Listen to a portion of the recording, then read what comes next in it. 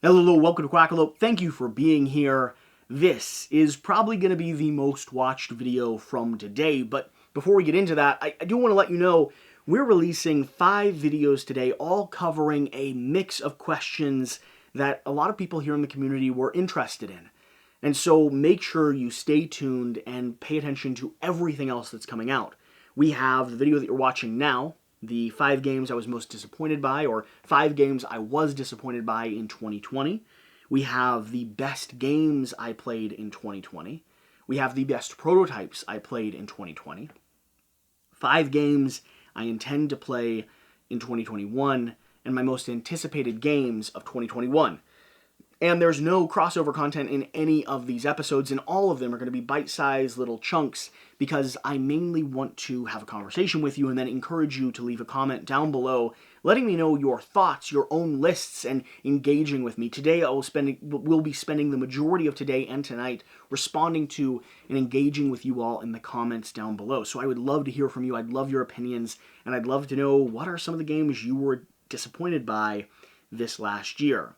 Now, this is a follow-up from a video that I did a little while ago where I did another list of 5 games I was disappointed by, and it was fairly popular. People enjoyed, or at least were shocked by, some of the games I had on my list there. Hopefully, I can confuse a few of you a few more times.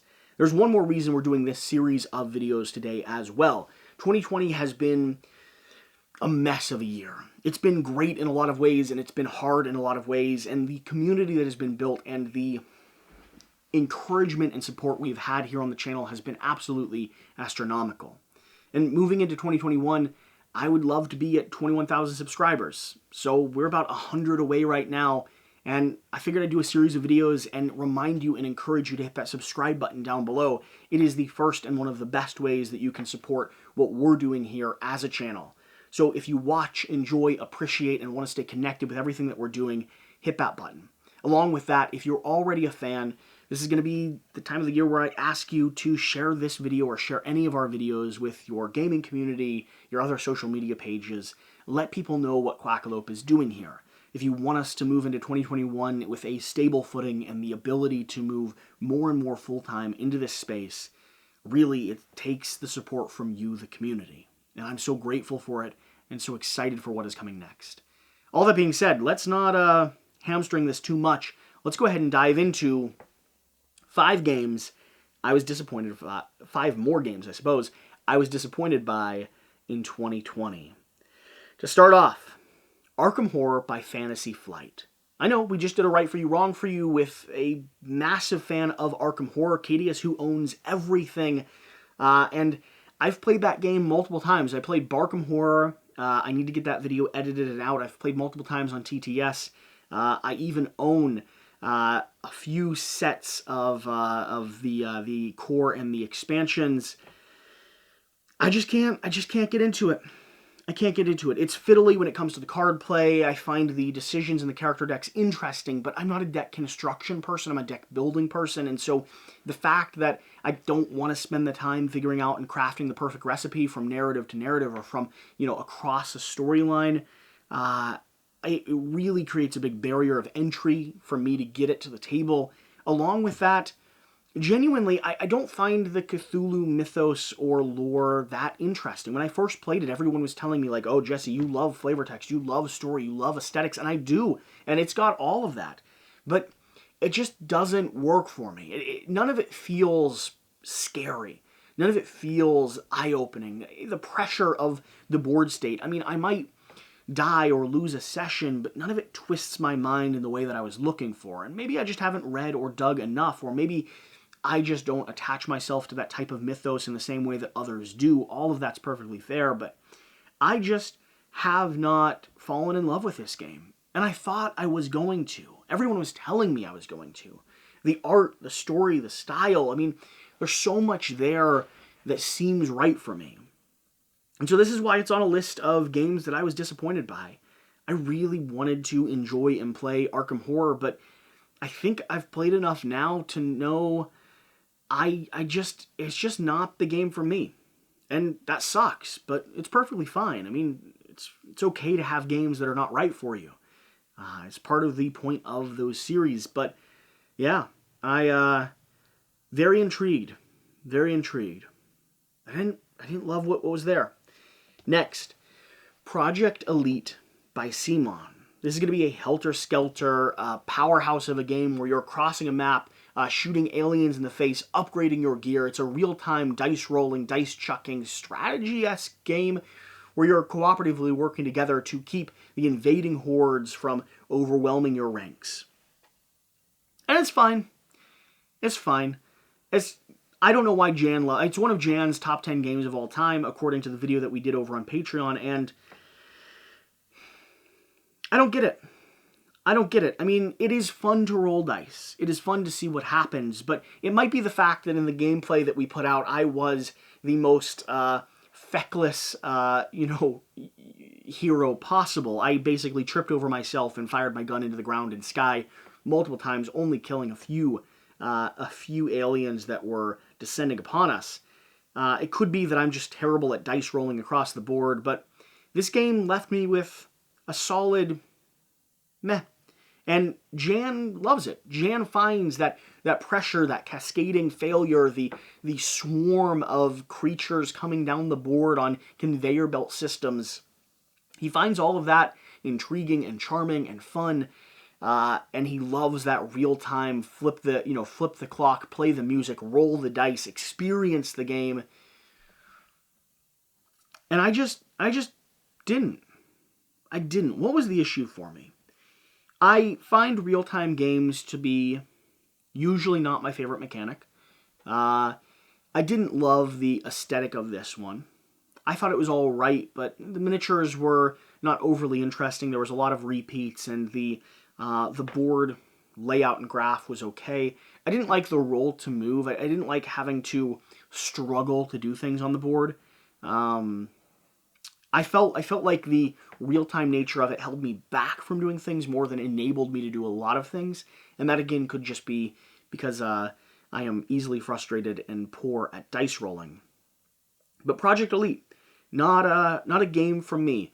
And one that I was disappointed by because Jan had praised it so highly. Am I willing to play it again? Yeah, I'm willing to try all of these games again, probably. But it just didn't strike a chord for me. The next, a game that has seen a lot of love from a lot of people, has an 8.0 over on BGG, The Crew by Cosmos. I understand why people enjoy this trick-taking game, this cooperative work together to figure out, sit in silence and work together to earn different cards before in certain orders and play cards from your hand in order to carefully, figure out the math and pair cards over to yourself. It's a very, very cool experience. I don't care for it. I don't care to play it. I find it perfectly fine. I would happily encourage other people to check it out and give it to other people. But for me, it's just a sit in silence and play cards from your hand game. I don't love trick-taking mechanics in general. I haven't found a lot of games that utilize that system that have really sung to me. But The Crew disappointed me because it is so highly praised. I mean, it is one of the, as far as everyone's concerned, one of the best games to come out this year, and it just didn't do it for me. And I've played it multiple times, and it has continued to not do it for me. It is better than The Mind. The Mind is the experience. It's a little bit more abstracted. The Crew is a really, really cool puzzle. It's a really, really cool experience. But not one that draws me in. Next, Pendulum by Stonemaier Games. I had fun with this game. I had fun with this game in a very specific context. In the context of the gameplay that we showed off, right? And we covered this on the podcast as well, so it isn't new that I'm talking about my opinions on Pendulum, but this one confused me. I didn't understand why so many people encouraged people to play without the real-time mechanic. I was shocked when reviewers came out saying that they enjoyed the game but wanted to remove the real-time element. The real-time, for me, was the only interesting or redeeming part of the game. Other than that, it was a okay worker placement game with some interesting zones and a time mechanic, that cycled from round to round. A pressure of, what regions are locked off, what are equipped. when you introduce the real-time mechanic and you have 3 or 4 players sitting around the table, it becomes this crazy flip the dials, time things just right, move pieces across the board, press your luck, do everything you can to keep that rhythm, keep that pace, keep that flow, and I really, really enjoyed that element of it. But I expected more from Stonemaier and from this game in general. The production quality was probably the lowest that I've seen come out of Stonemaier games. The gameplay, in my opinion, was only good at a very specific player count.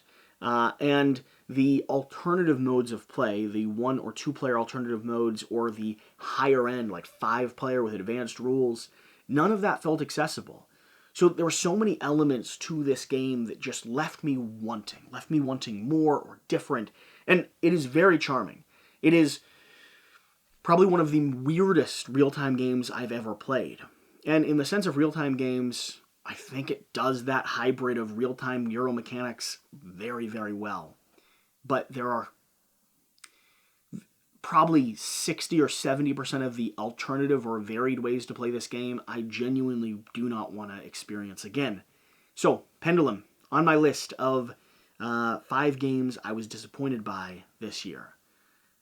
And finally, a game that, like always, we have to include a game that Shut Up and Sit Down got wrong.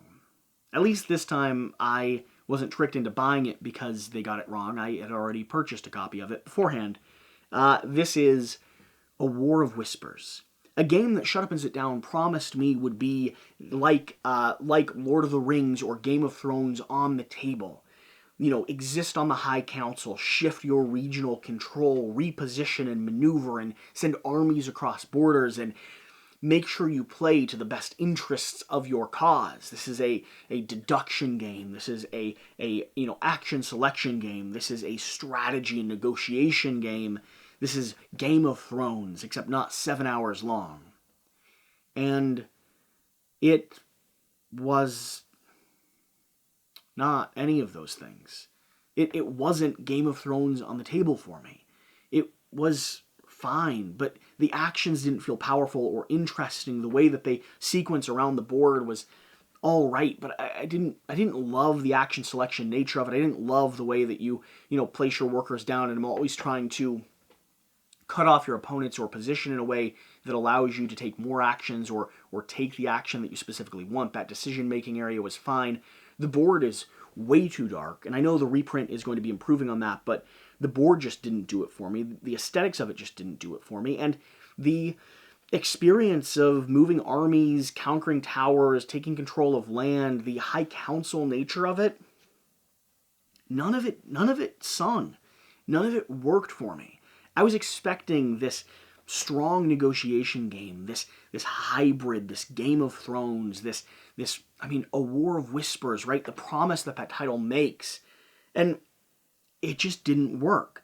From a rulebook that was hard to digest to cards that had indecipherable language on them that just didn't functionally matter for half the game and then changed the balance of it, depending on which ones you utilized, to actions that I thought almost none of them were intriguing or exciting, and a board that was hard to read, hard to negotiate around, and I didn't really care what was happening. I understand that a lot of people are super excited about this one. I hope the reprint visually and rules-wise updates this game, but for me, A War of Whispers, it just didn't do it for me. And I was super proud of myself when I saw that Shut Up and Sit Down loved it, because it's sticking to that whole concept that they, are wrong about games. All that being said, thank you for watching this, and in case you didn't know, I'm a massive fan of Shut Up and Sit Down. They were my introduction into this hobby. I watched every single video they ever made until I realized that their taste just didn't align with mine, which is perfectly fine and 100% acceptable, and I pick on them only because they are bigger than us. If or when we pass them, I'll stop picking on them. Right? That's reasonable. That's a reasonable election to make. If you enjoyed this video, leave a comment down below letting me know, am I right? Am I wrong? Did I overlook something? Did I play something wrong? Do you think I just am bad at choosing games? Is Quackalope as inconsistent when it comes to your experience with games as Shut Up and Sit Down is with mine. And remember to hit that subscribe button down below. 2021 is going to be an incredible year, and I cannot wait to go ahead and get it started. Whatever the case, whatever you do, remember to do the important thing. Get out and play some games. I was like a cowboy. Get out and play some games. We'll see you next time. Thank you.